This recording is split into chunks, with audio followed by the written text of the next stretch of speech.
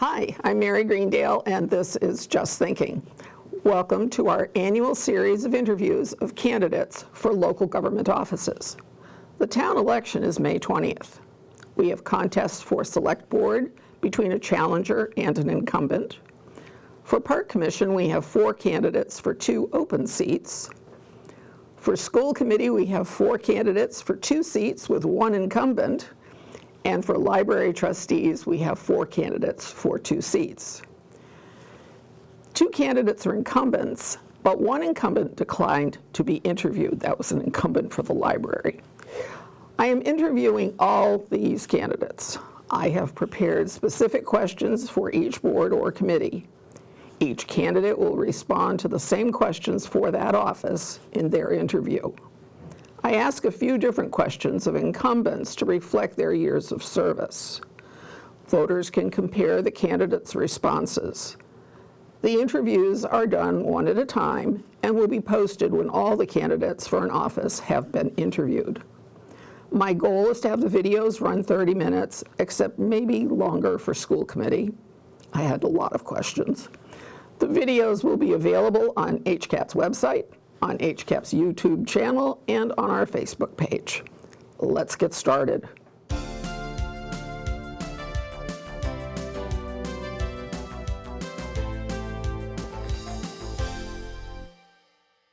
Okay, welcome Dawn Neborsky. Thank you for having me. This is my next interview. Dawn is running for re-election to the school committee, and she has served 2 terms to date. Yes. Okay, welcome. Thank you, Mary. Thank you for having me. So why are you running again, and is there one particular issue that motivated you to do that? I would not say one particular issue. There's still a lot to do. My first 2 terms, we had a lot going on, right? In my first term, the onslaught of the pandemic, and followed by the departure of our superintendent, a new superintendent, a contentious ongoing contract negotiation. My second term, we've seen other obstacles and difficulties, but there's so much to still do. There's work to improve student outcomes and opportunities. I still want to improve communication between administration, staff, and families. I want to support our schools by working to attract and retain our outstanding staff. I think I can probably better address this question with some of our later questions, like question 12, and just to not be redundant. Okay. So each time that you have run, there were some things that you might have wanted to accomplish. What were they, and how's that worked out? Given that you had so many other storms that came on. Yes, best intentions. So when I first ran in 2019, I did want to increase communication between the schools and families. I had concerns about mental health, social emotional wellness, vaping in the schools, and I was concerned about opportunities for academic achievement for all students. And I would say that, I entered the committee in a year when, during the first school start time, just after the first school start time vote, and I pushed for a community forum and for us to do surveys and follow-up as it was implemented, and just ongoing work to explore other alternatives. And as you know, we revisited that again this year. One of the things I pushed for in my first term unsuccessfully were vape detectors. I think that was an issue then, and it continues to be an issue in our schools. We were successful in getting funding for cameras, which I do think helps to increase school safety and some accountability for some of the misbehaviors that we've seen over the years. But a lot of what I had hoped to accomplish in that first term was in fact sidetracked with the pandemic and many other obstacles that we had. And during the second term, I was committed to improving staff retention and morale. As you know, we had difficult contract negotiations in 2020, and that lasted for over 2 years. I will say in the second term, I do feel good that we worked hard to negotiate a fair contract. It was focused on attracting and retaining our outstanding teachers and improving educational outcomes for all students by increasing time on learning, allowing some flexibility within the contract to make some change to the high school schedule. And I do believe that the community overwhelmingly supported that contract. And I think you saw a different tone with those negotiations. And again, I was on the negotiation committee in 2023 to 24, and it took us several months, dozens of hours. But again, we did reach out, and with community support, we were able to get a successful teacher contract in less than a year. In addition, and probably you heard a little bit less about it, but we were able to successfully negotiate the paraprofessional contract. All right. And so that was actually a big deal, but you're right. Yes. It was a little more subdued. And those were some of the successes, I believe, in the second term. But again, those are successes between the full committee, administration, and of course the union. Okay. Well, as you've referred to, this has been a very tumultuous period of time. The rankings have fallen. Teachers have had conflicts with the superintendent. The school committee has had conflicts with the teachers. All of this leaves a bad impression on taxpayers. So you've said a little bit. If there's anything else you'd like to say to reassure us, and what needs to happen to move the district forward on all fronts to restore the system, the enviable system that we once had. Absolutely. Happy to address it. There's several parts to that question, so I want to kind of break it apart. It addressed rankings, it addressed the teacher conflict with the superintendent, and also school committee conflict with teachers. On conflict that the committee had with the union, again, unfortunately, in addition to the challenges of the pandemic, there was a lot of financial uncertainty, and we did have that unresolved contract, and we had extended negotiations during a difficult time.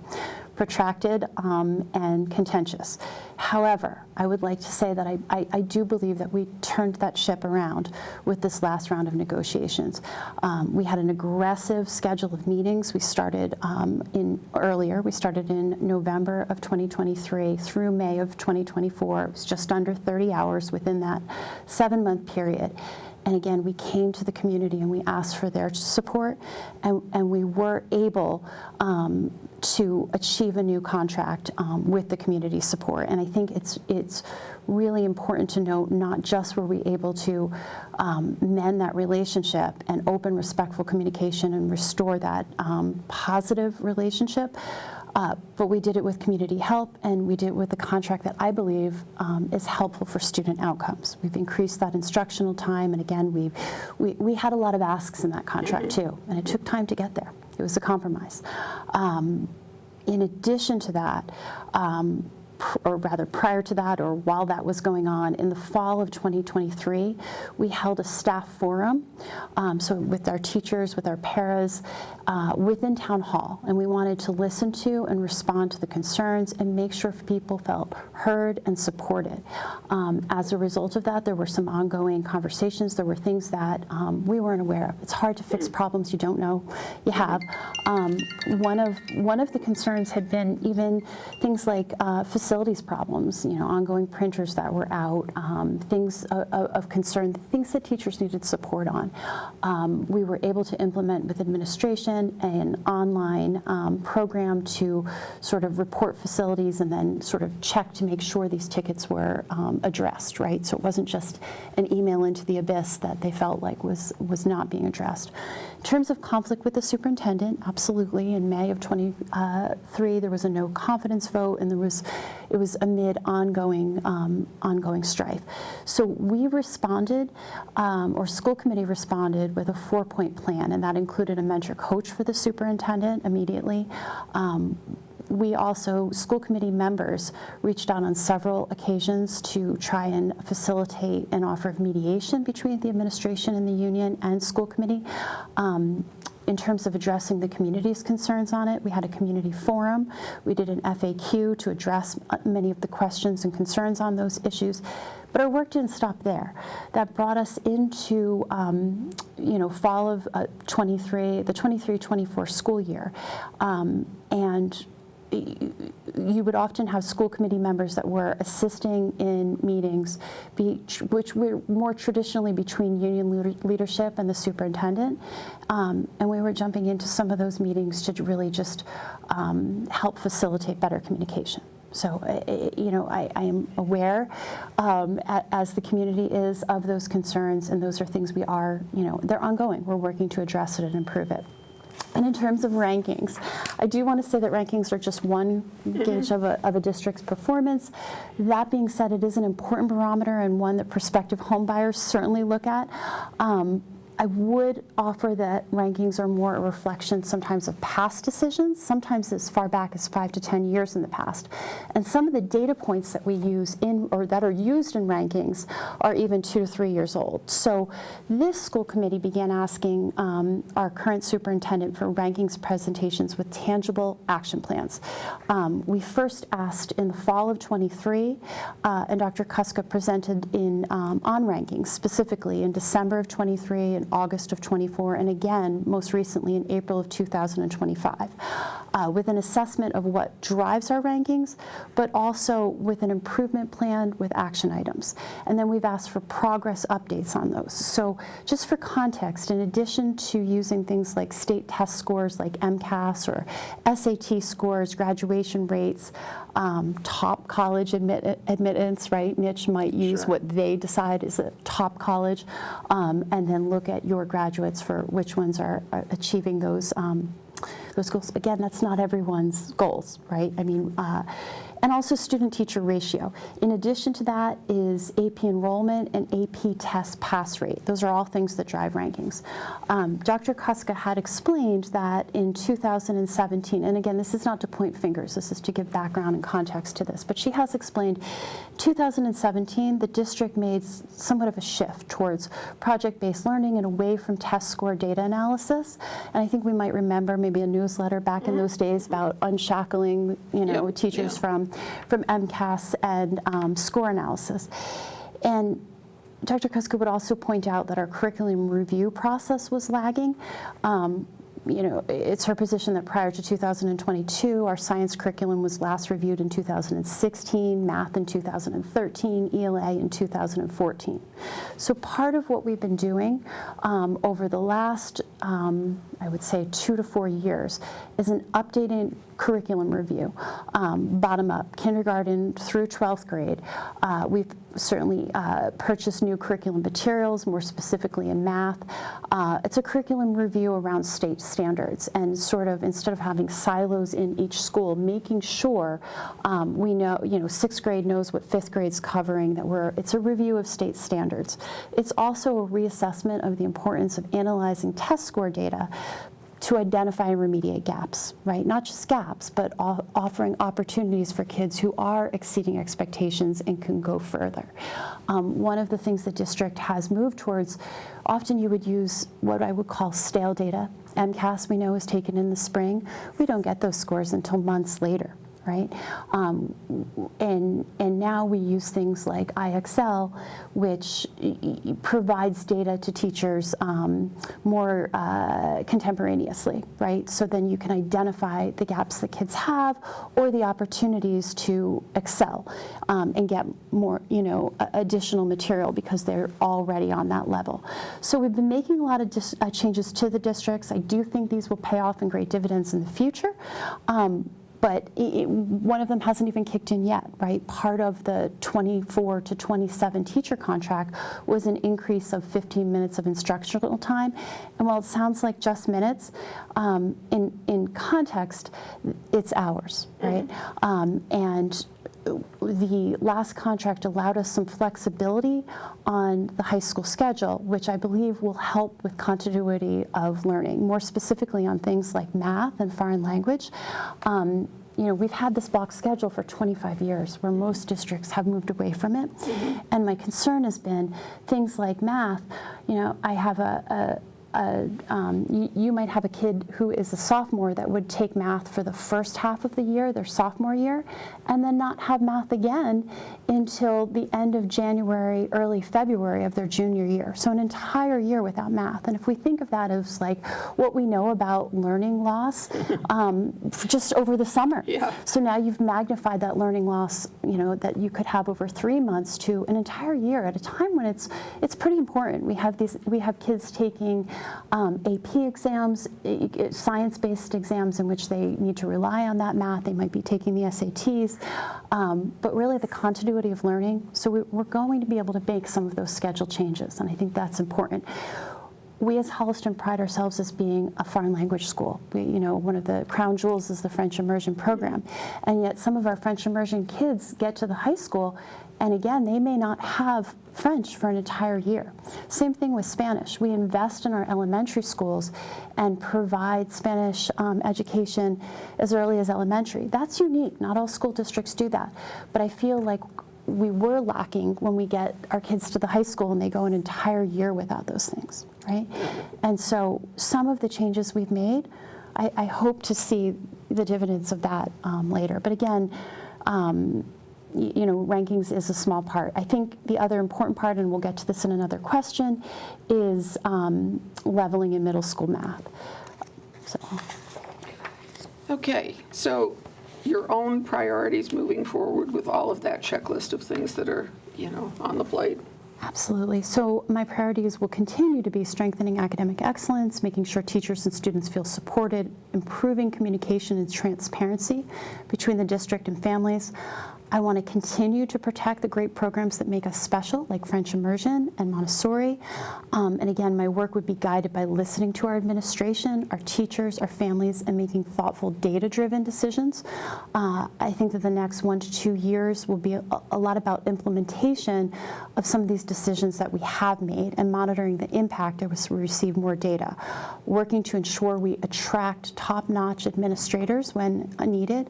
Right now, we currently have 2 senior members of central office that are announced as finalists in other districts. So we will have, we sure do, the Assistant Superintendent of Curriculum and Instruction and the Director of Student Services.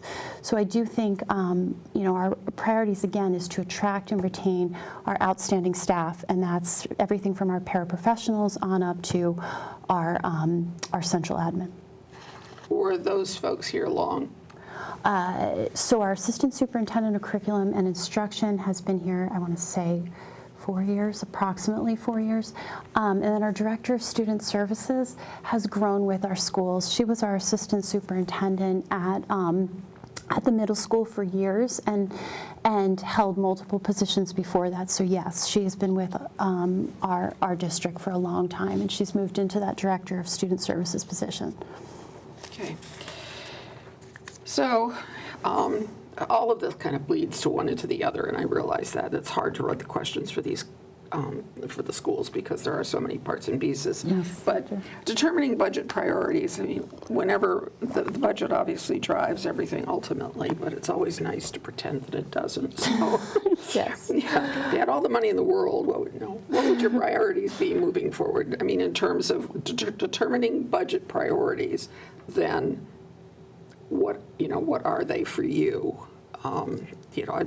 Just as an example, is it teacher over program? Is it, whatever? You've got 1,000 different categories. It's a balance, right? And it's I determined budget priorities by focusing first on what directly impacts student learning, right? So it's students first, student learning and student well-being.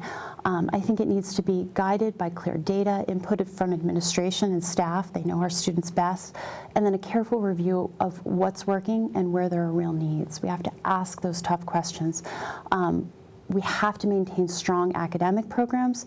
This one of our priority needs for this year, and again, it's a tight budget year again, but one of our priority needs is a middle school math tutor, and that is to help address some of the math gaps that we've identified and support our students, especially as we move towards a more rigorous math curriculum. We want to cover more standards and bring back that full Algebra 1 curriculum and the implementation of a new math curriculum. Just like I spoke about before, done a rigorous and thorough math curriculum review, and they've been implementing a new curriculum. So our teachers and our administrators had voiced that as a primary concern, that we need to support that new math curriculum and also that move to bring back Algebra 1, and part of what we're doing that, part of how we're doing that is with a middle school math tutor.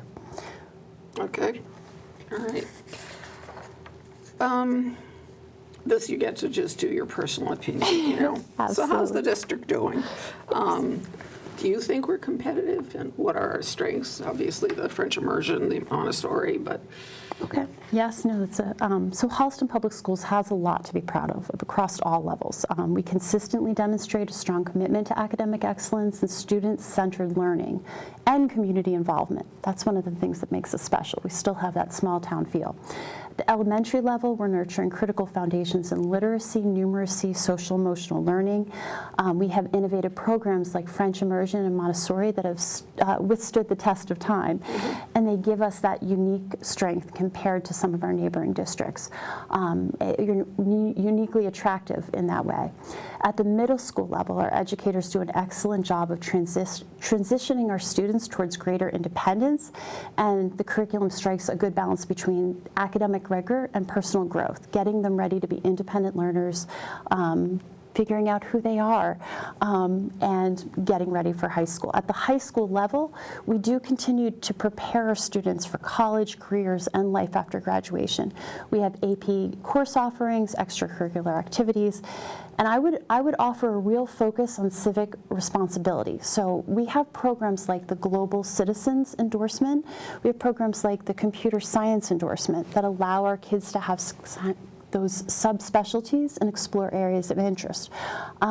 We also have classes like service learning.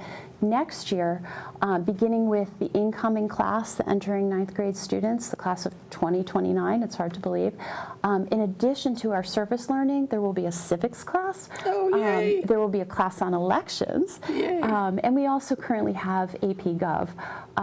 There's going to be a financial literacy requirement, and that might be anything from a financial literacy class, personal finance, or taking AP Economics.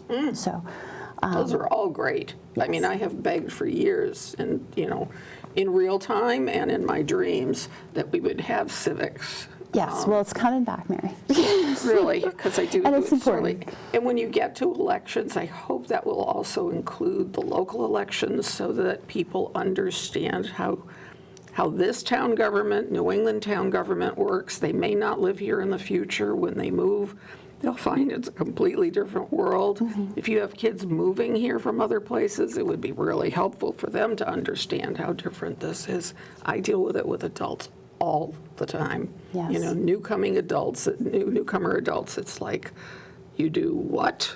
Yes. When you're trying to explain town meeting, you only meet twice a year. It's like, Right. they're just some mind-boggling pieces about it. So, yeah. Anyway. But I did want to say we do have some of the most incredible educators and staff, and I'm appreciative for all their hard work. Are there areas of improvement? Absolutely. I think that just to put it in perspective with Holliston's rankings, again, just one gauge, we are about 50 or 60 in Massachusetts. But that's out of more than 300. So we're in the top 15 or 20%. And while we'd like to be higher, and we will be, we're going to get there, I want people to keep in mind that the top 15 to 20% in the top-rated state for education in the country, that means something. So our kids really are getting an outstanding education. Now let's make it better together. Yeah, that is one thing that I try to remind people, is that you're talking about the state with the best education, so you're talking about being in the elite of the elite. Absolutely, but we're still allowed to be competitive and improve. The school system itself, and during the next 3 years, what do you think's the immediate challenge? And I think you've touched on a lot of this in terms of implementing all of these things or moving them forward. Is there anything else? Yes, I would say, and absolutely implementing some of the, we've instituted a lot of changes in the last 2 years, and the implementation of that and the continued evaluation of that's important. But I do think that the greatest challenge that's going to face our school district isn't something from within or even from within Massachusetts, but what's happening at the federal level and the new administration's attack on education. And again, I don't care what party affiliation you have. I think everyone should understand how vital the Department of Education is, and the impact of federal grants to our school districts to help offset the rising costs of education, especially special education. Holliston, just for perspective, Holliston receives about $1 million from the federal government. So that's approximately 2.3% of our budget is offset by federal funding. There was a meeting that Dan Alfred and I attended with Senator President Spilka and Representative Arena DeRosa, and again, we inquired regarding any Massachusetts state plans to assist local districts in the event of federal funding cuts. And unfortunately, there is no state plan at this moment to cover districts if we see federal funding cuts. So I think that is probably the greatest challenge that we will face in the next year. So we need to continue to be strong advocates for our school and for funding, and we need to be creative about what the budget's going to look like in the coming years. Do I understand correctly that the funding that you get from Washington is targeted to special education? No, but it certainly does off some of it, yes, but not all of it. Okay. And again, we have rising costs in education, but more specifically in special education. Yeah, no, it's not limited only to that. I do think that there's other challenges. There's multifaceted. We are several years coming out of COVID, but we have seen increased mental health concerns, achievement gaps. So yes, it's going to be balancing rising student needs around mental health, academic recovery, within the parameters of some real concerns about budgets. So out-of-district placements have typically cost the taxpayers more than teaching the students within Holliston. Those requests for out-of-district placements have risen over recent years. What's your opinion as to why? And do you see that as a problem, or why not? And what do you, as a member of the school committee, think we can or should do about it? Absolutely. Okay. It's a tough question. Yeah. But I do want to challenge the statement at the outset with some data, and this is very recent data. So in 2023 to 24, we had about 48 out-of-district placements. At the beginning of this year, we had 48 out-of-district placements. Within the last week or two, this information's been updated by our Director of Student Services. We're down to 43.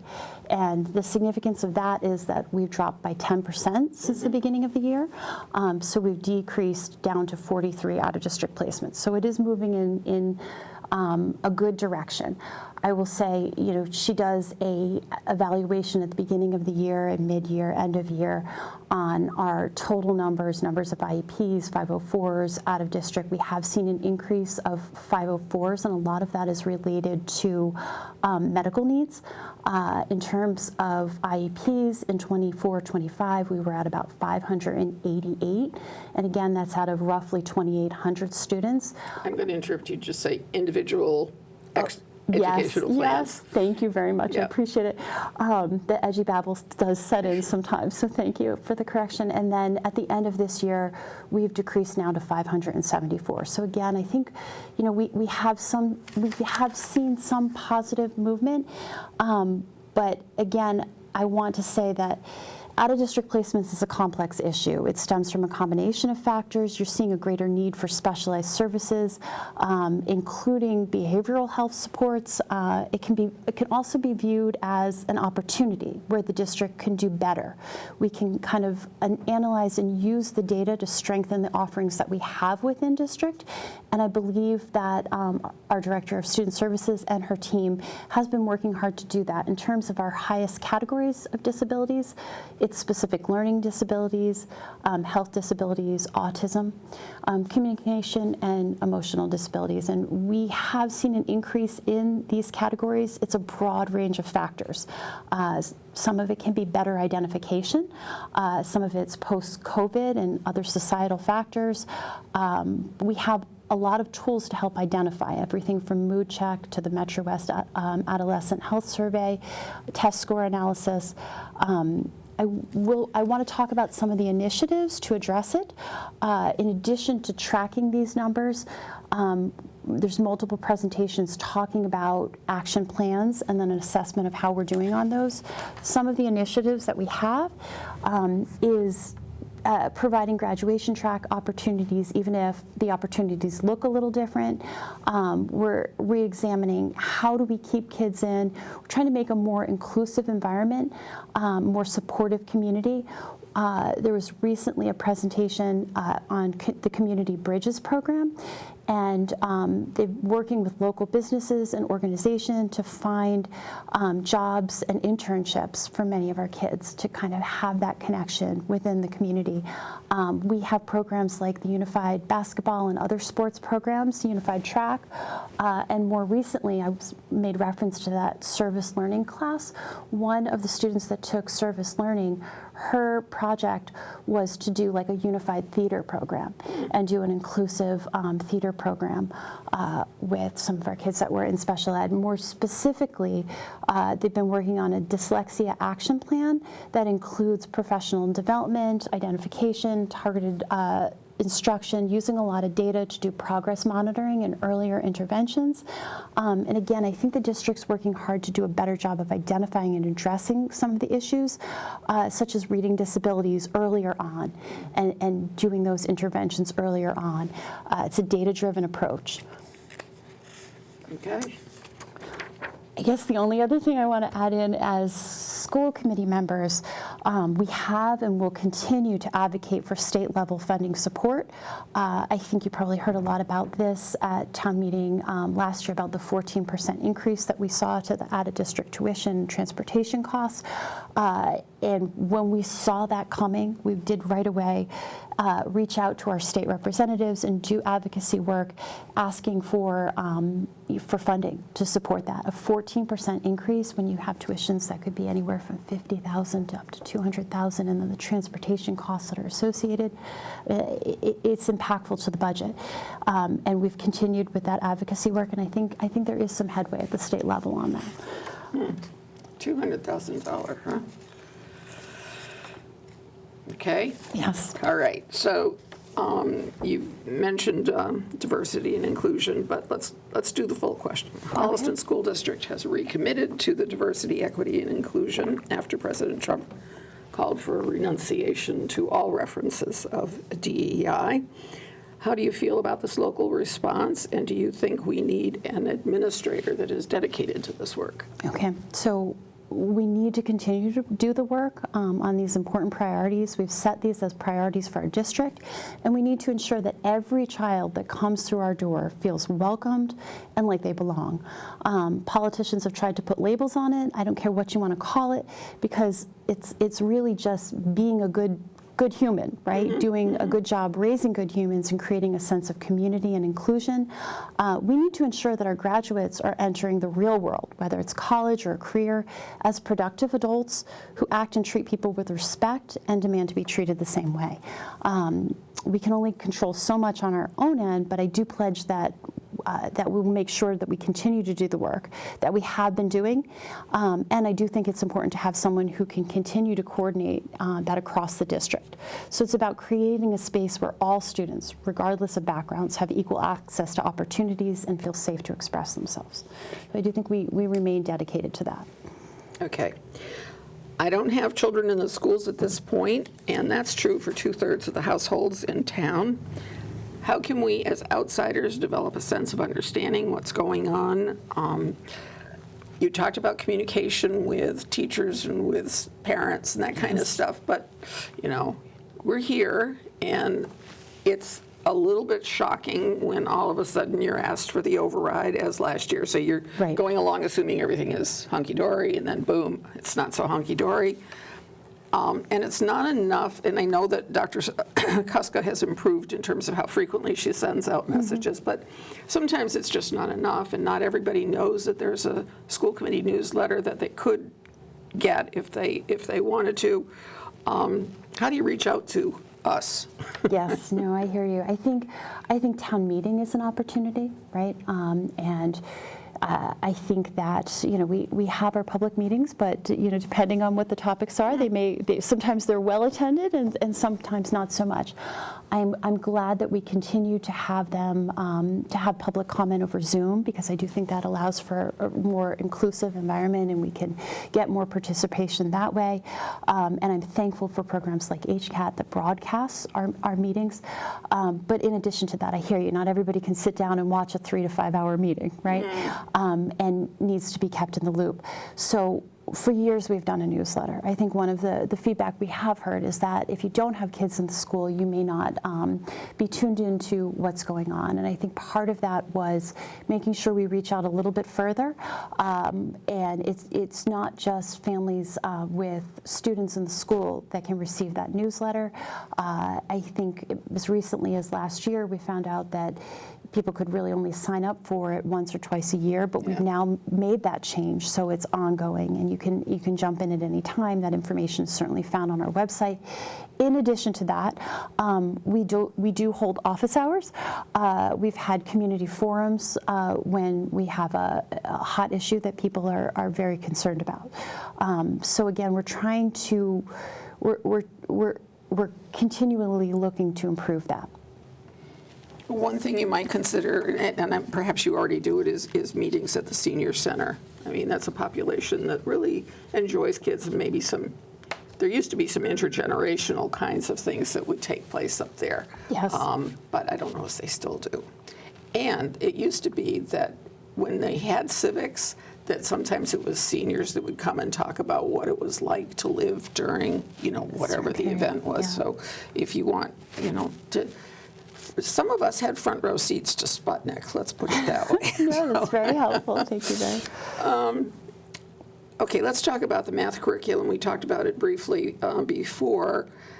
And this is one of the things that it took me a long time to try to figure out, because de-leveling sounds like what it isn't. Okay, right. So at any rate, we currently, or have had, levels, and we were taking out those levels.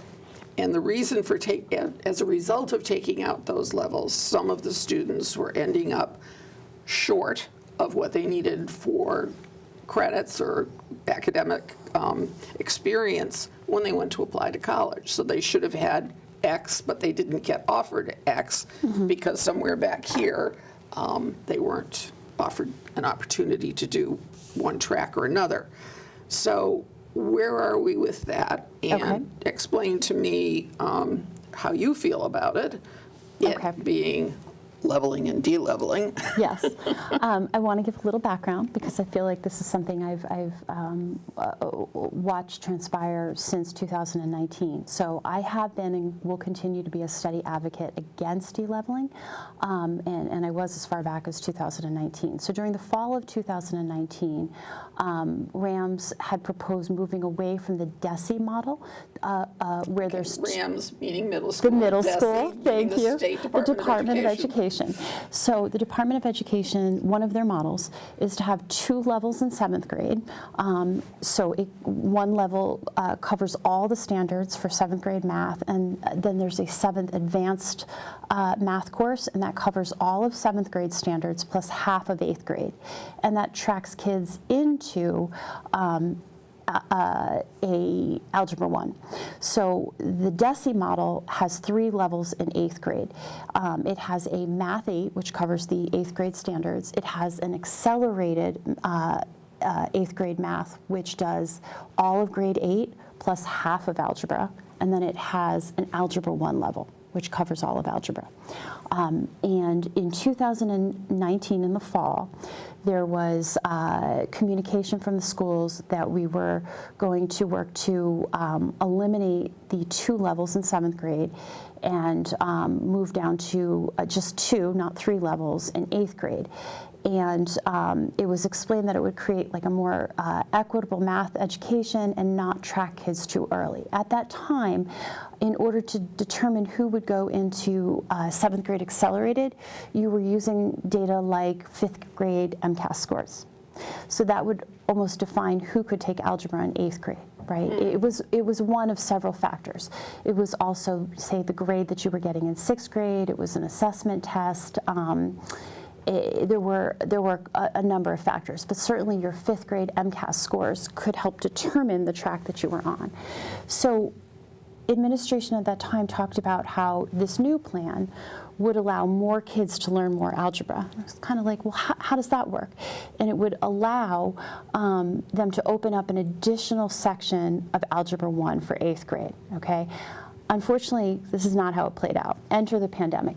So the pandemic comes through in the spring of 2020, and you had a number of kids in middle school math who were now learning remotely and covering significantly less standards than their predecessors from years before.